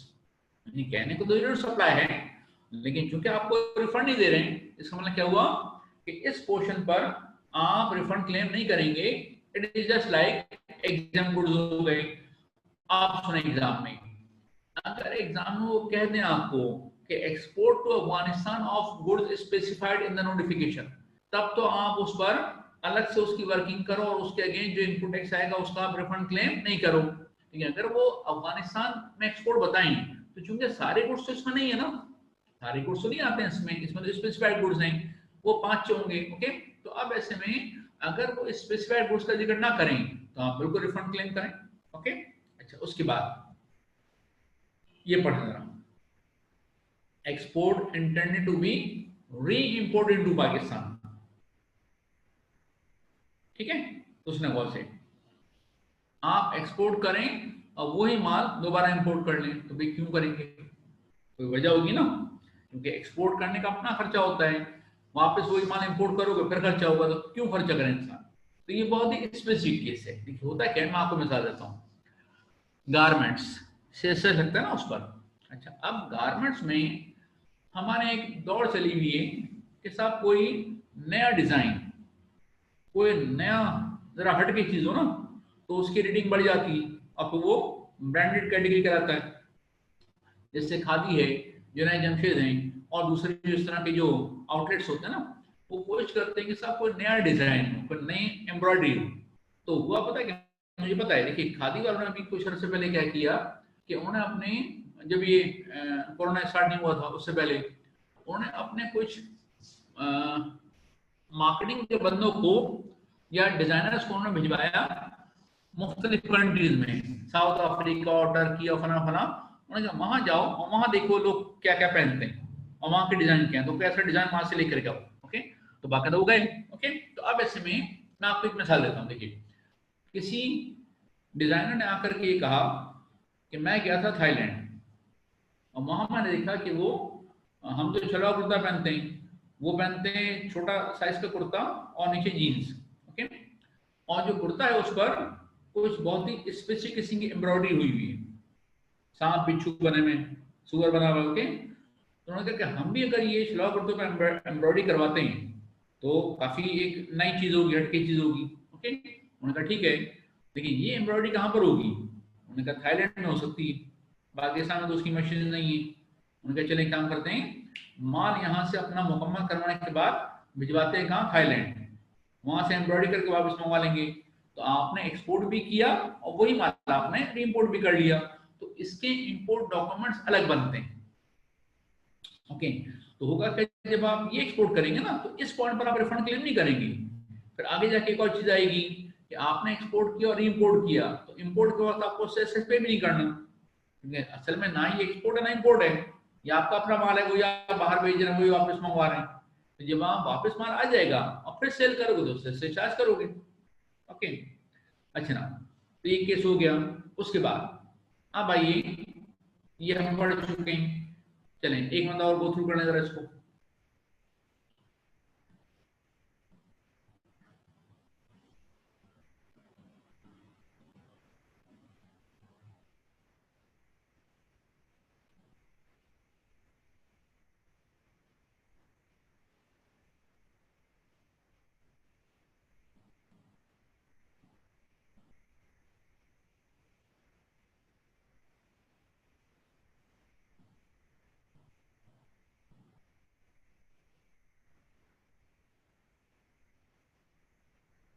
ठीक है, ये हम कर चुके हैं। अच्छा, इसके बाद आप जो जीरो सप्लाई के दूसरे आइटम हमने सारे डिस्कस नहीं किए थे। देखिए अब क्या है कि एक्सपोर्ट तो आती आती है, दूसरे एग्जांपल्स क्या क्या हैं? डिप्लोमेट्स, ये हम कर चुके थे। फिर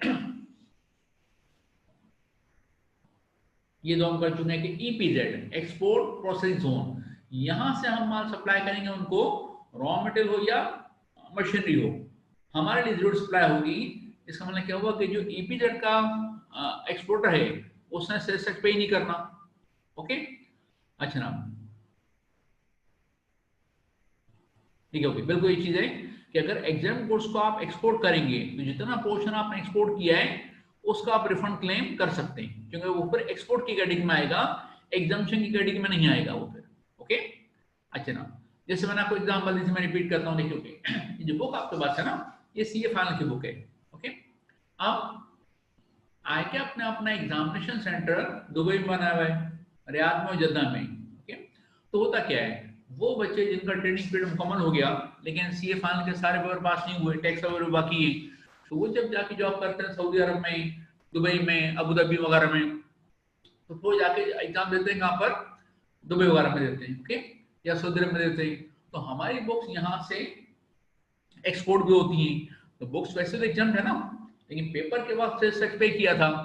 ठीक है, तो अब जितना पोर्शन हम एक्सपोर्ट करेंगे उसका हम रिफंड क्लेम कर सकते हैं, किससे? एफबीआर से। ओके, अच्छा, अब देखिए, ये तो आप जो देख रहे हैं ईपीजेड, तो ईपीजेड में क्या है कि अगर कोई मैन्युफैक्चरर है ईपीजेड में, उसको हम रॉ मटेरियल सप्लाई करेंगे फॉर फर्दर मैन्युफैक्चर या मशीनरी, तो फिर हम सेल से चार्ज नहीं करेंगे और उसका रिफंड हम एफबीआर से क्लेम कर लेंगे। लेकिन फर्क क्या होता है? फर्क ये होता है कि एक एक्सपोर्टर है ईपीजेड में, दूसरा एक्सपोर्टर है नॉर्मल एरिया में। तो नॉर्मल एरिया का जो एक्सपोर्टर है वो हम उससे से चार्ज करेंगे, फिर जब वो एक्सपोर्ट करेगा तो वो रिफंड क्लेम करेगा, जबकि ईपीजेड के मैन्युफैक्चरर से तो हम से चार्ज नहीं कर रहे हैं, इसलिए कि वो से ना पे करे ना रिफंड क्लेम करेगा।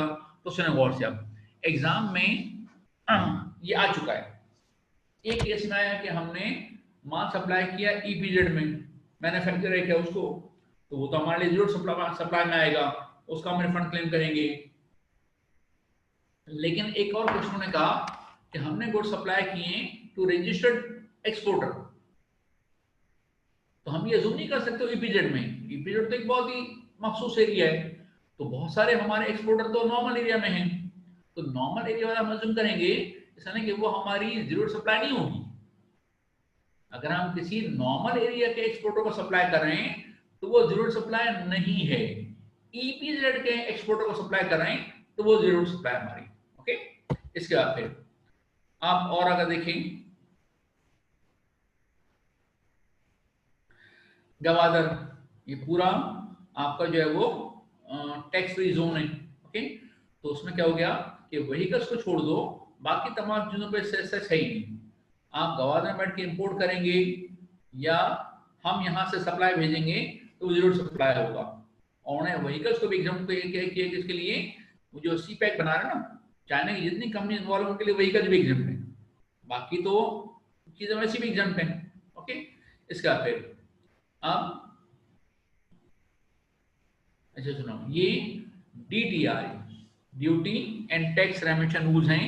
अच्छा, ये कस्टम जो एक्ट है ना, कस्टम के रूल उसका पार्ट है ये, तो ये आपका सिर्फ उसका पार्ट नहीं है। सिर्फ इतना सुन लीजिएगा कि इन रूल्स में नॉर्मल एरिया का अगर एक्सपोर्टर है वो इन रूल्स के तहत कमिश्नर से सर्टिफिकेट ले ले तो वो भी जीरो सप्लाई में आ जाएगा।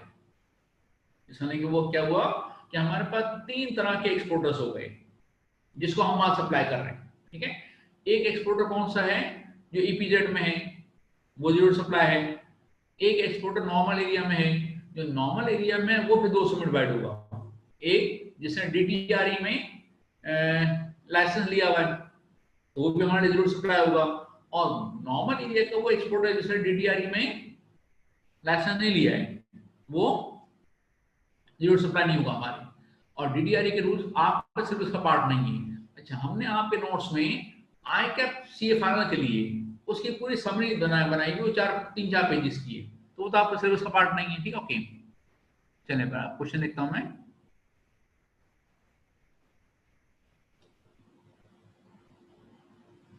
अच्छा, किसी ने पूछा सर सुबह क्लास होगी, सुबह से मतलब कल।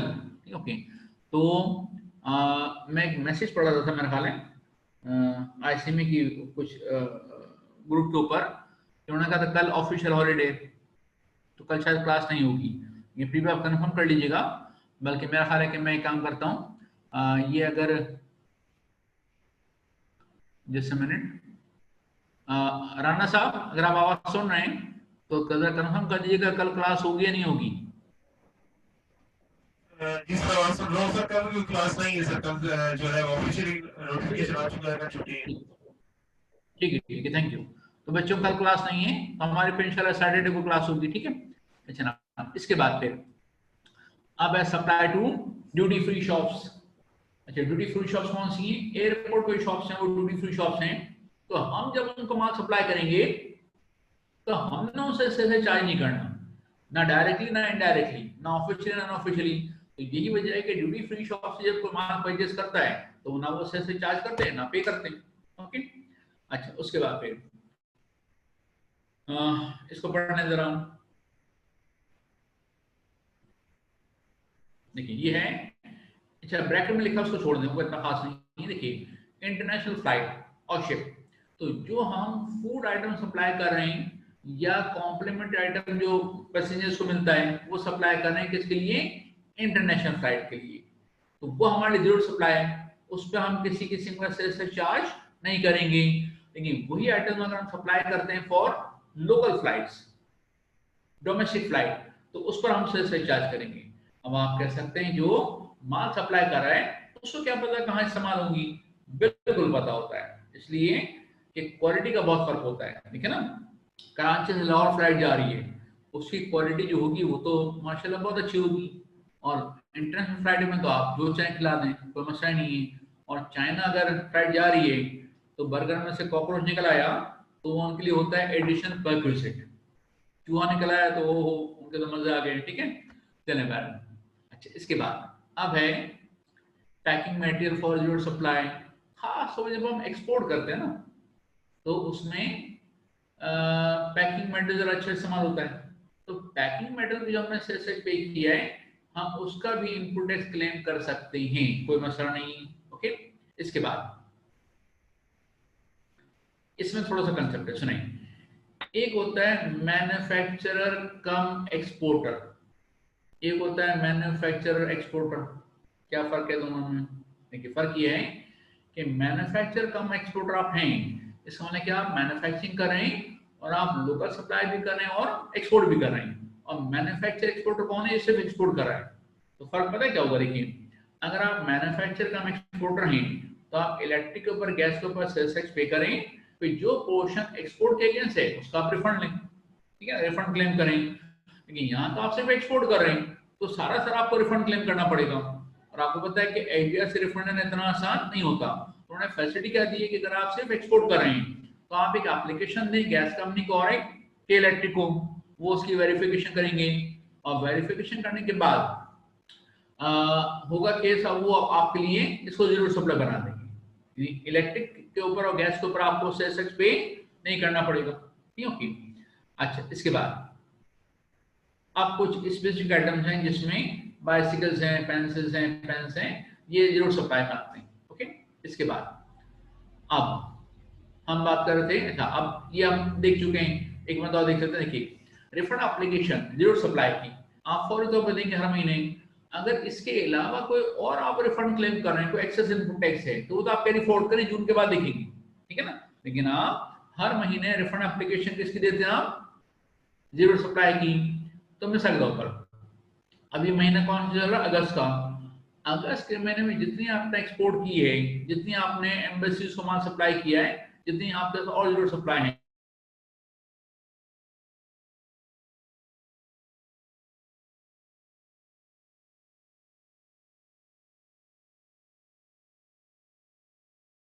लेकिन अगर ये इतना आसान होता तो क्या बात थी? तो फिर एक मिनट, चलें, किसी ने कहा मैन्युफैक्चर कम एक्सपोर्टर, रिपीट करते हैं, सुनिए।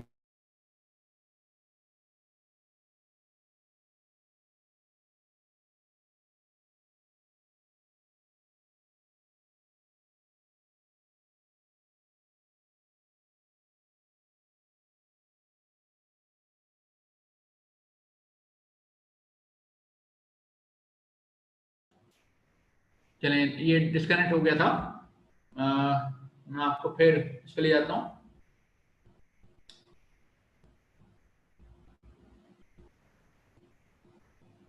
ये था मैन्युफैक्चर कम एक्सपोर्टर। तो दो केस होते हैं, एक होता है मैन्युफैक्चरर कम एक्सपोर्टर, तो ये वो है जो मैन्युफैक्चरिंग भी कर रहा है और साथ में एक्सपोर्ट भी कर रहा है, लोकल सप्लाई भी कर रहा है। तो अगर आप दोनों काम करें, लोकल सप्लाई भी और आपकी एक्सपोर्ट भी है, तो फिर आपको गैस के ऊपर, इलेक्ट्रिक के ऊपर सेल्स टैक्स पे करना होगा, और फिर आप उसकी अपोर्शनमेंट करेंगे। अपोर्शनमेंट करने के बाद आप कहेंगे जनाब इतना पोर्शन हमें रिफंड कर दो। लेकिन अगर आप सिर्फ एक्सपोर्ट कर रहे हैं तो फिर आप क्या कहलाएंगे? Manufacturer exporter. इस सूरत में आप 100% एक्सपोर्ट कर रहे हैं तो सारा सारा आपको रिफंड क्लेम करना पड़ेगा, तो आपको तो मुश्किल काम होता है, रिफंड करने में थोड़ा सा हमको टाइम लगता है। तो उन्होंने एक बेनिफिट क्या दिया कि इस सूरत में आप एक एप्लीकेशन दें किसको? सेल्स डिपार्टमेंट को, एक एप्लीकेशन दें के इलेक्ट्रिक को, गैस कंपनी को, तो आपस में कोऑर्डिनेट करेंगे, बल्कि जो सेल्स टैक्स का कमीशन है ना, वो वेरीफाई करेगा कि हाँ वाकई में आप एक्सपोर्ट कर रहे हैं, तो वो एक सर्टिफिकेट बना के दे देगा आपको के इलेक्ट्रिक के नाम पर। और फिर उसका के इलेक्ट्रिक वाले क्या करेंगे? आपसे सेल्स टैक्स चार्ज नहीं करेंगे, ओके। इसके बाद अब हम बात करते हैं कि ये जो प्रोसीजर हमारे पास है,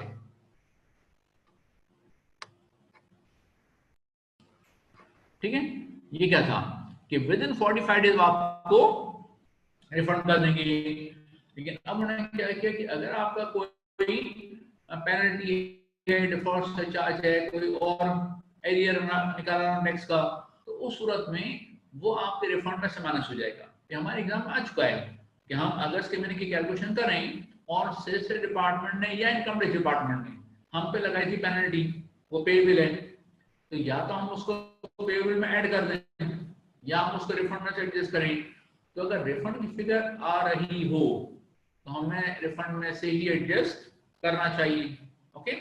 उसका फिर ये एडजस्टमेंट करने के बाद भी बाकी बचा, रिफंड मिलना चाहिए, तो उनके काम करें जरा, हम इसकी करेंगे वेरिफिकेशन, और वेरिफिकेशन करने का नॉर्मल टाइम पीरियड कितना होगा? 60 डेज। वो 60 डेज एक्सटेंड कब तक हो सकता है, 120 डेज तक वो खुद भी एक्सटेंड कर सकते हैं।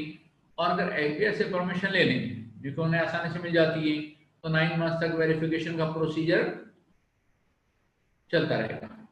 ओके, उसका फिर अगर उन्होंने लेट रिफंड किया तो वो आपको एडिशनल अमाउंट के साथ रिफंड देंगे, और एडिशनल अमाउंट कितनी होगी, equal to KIBOR Karachi interbank offer rate. और अगर उन्होंने कभी आपको एडिशनल अमाउंट पे की तो additional amount income tax purpose के लिए इनकम फ्रॉम अदर सोर्स में चली जाएगी, और उस पर आपको इनकम टैक्स पे करना पड़ेगा। जब कोई सुने या पढ़ चुके हैं कि अगर आप लेट पेमेंट करें टैक्स की, तो वो जो आपके ऊपर डिफॉल्ट चर्चा लगाएंगे, पेनल्टी लगाएंगे, वो आपके लिए अलाउबल टैक्स एक्स्ट्रा नहीं होगा। तो आप पेनल्टी पे करें, एडिशनल अमाउंट पे करें, तो आपके लिए अलाउबल एक्स्ट्रा नहीं होगा। वो एडिशनल अमाउंट पे करें तो आपकी इनकम हो जाती है। ठीक है, अच्छा ना, इसके बाद फिर एग्जाम्पशन का ये पैराग्राफ हम कर चुके हैं, आप उसको एक बार गो थ्रू कर लें, ताकि हम इसकी एग्जांपल्स जो हमने मुकम्मल नहीं की थी उनके साथ हम जरा डिस्कस कर सकें।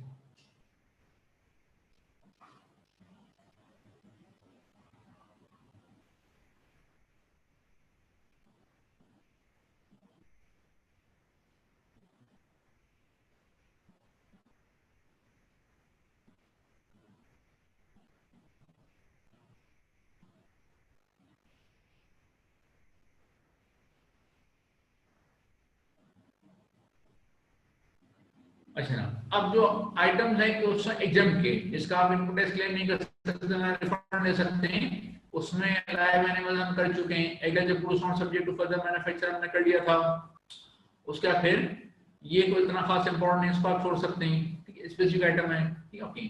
इसके बाद ये आपका है डीवीडीज, तो डीवीडीज में अगर होली मटेरियल हो तो आप एग्जाम है, और अगर उसमें पश्तो फिल्में हो, इंग्लिश फिल्में हो, इंडियन फिल्म हो, तो फिर वो टैक्सेबल है। अगर आपको डीवीडीज का दौर गुजर गया, लेकिन जमाना आपको याद होगा कि हर गली मोहल्ले में डीवीडीज की शॉप हुआ करती थी। ओके, इसके बाद इंपोर्टेड सैंपल्स एग्जाम्प्ट हैं, लोकल सैंपल्स टैक्सेबल हैं। हाँ, अगर गुड्स ही एग्जाम्प्ट हो तो फिर उसके लोकल सैंपल्स भी एग्जाम्प्ट होंगे ना।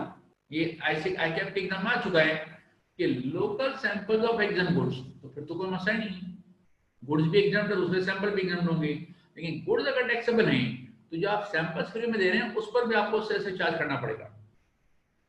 उसके बाद डिप्लोमेट्स इंपोर्ट करें एग्जाम्प्ट है। फिर personal baggage import by overseas Pakistani, ये हमने आपको याद होगा डिस्कस किया था कि अगर आपके बड़े भाई हैं और वो बहुत साल पाकिस्तान से बाहर रहे, तो आते हुए क्या कर सकते हैं, वो फर्नीचर लेके आ सकते हैं इस स्कीम के तहत। उस पर कोई सेस टैक्स या इंपोर्ट ड्यूटी वगैरह उन्हें पे नहीं करनी पड़ती, कार्ड ला सकते हैं। फिर आखिर में क्या डिस्कस किया था, और क्या ला सकते हैं, भाभी ला सकते हैं। ओके, तो भाभी जो एग्जाम होंगी पर्सन बैगेज स्कीम में तहत, या सबसे ऊपर देखें लाइव एनिमल्स के तौर पर, ठीक है। अच्छा, पर्सन बैगेज स्कीम में भाभी नहीं आती, लाइव एनिमल्स में आ जाएंगी, ठीक है। अच्छा चले, उसके बाद फिर अच्छा मशीनरी, ईपीजेड वाला लोकल परचेस करे तो भी सेस पे नहीं करेगा, खुद इंपोर्ट करे तब भी सेस पे नहीं करेगा, एग्जाम्पल, ठीक। उसका फिर चले, ये लास्ट आइटम में हम डिस्कस कर लेते हैं उसमें गौर से। अगर आप गुड्स इंपोर्ट करें और वही गुड्स आप फिर एक्सपोर्ट कर दें, तो ये बात आती है कि जनाब हम इंपोर्ट करेंगे, इंपोर्ट करने के खर्चे होंगे, एक्सपोर्ट करेंगे, एक्सपोर्ट करने के खर्चे हैं, तो हम ये क्यों करेंगे। अच्छा, होता पता है क्या है, अगर आपको माल सप्लाई करना है मिसाल के तौर पर दुबई, और माल परचेस करना ऑस्ट्रेलिया से, हो सकता है ना, तो अब आप ये नहीं करेंगे माल पाकिस्तान आएगा फिर क्लियर होगा फिर यहाँ से दुबई जाएगा, डायरेक्ट दुबई चले जाएगा। लेकिन होता क्या है कि अफगानिस्तान ज्योग्राफिकल उसकी ऐसी कंडीशन है कि माल डायरेक्टली अफगानिस्तान नहीं जा सकता, पाकिस्तान होके जाएगा।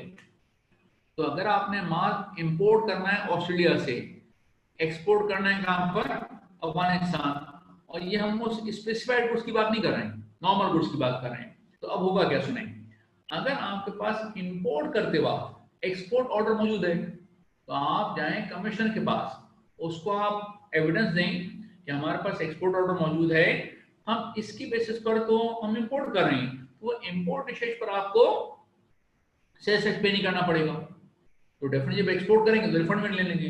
लेकिन एक और केस देखते हैं, देखिए ये भी हो सकता है कि आपने माल इंपोर्ट किया था पाकिस्तान में सेल करने के लिए, आपने एक बहुत बड़ा लॉट इंपोर्ट किया था, कहां पर, पाकिस्तान में सेल करेंगे।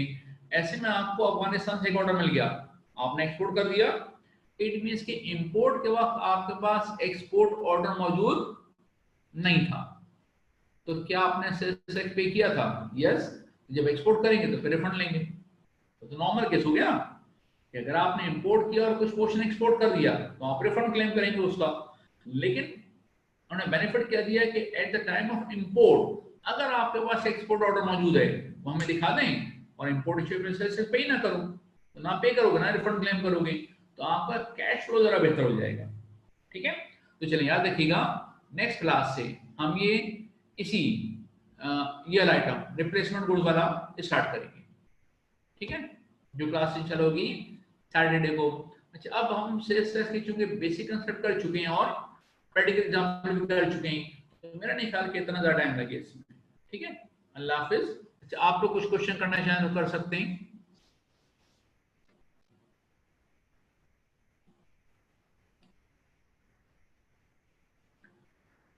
चलें जी, no question is a good question, हम इसको एंड करते हैं। अल्लाह हाफिज।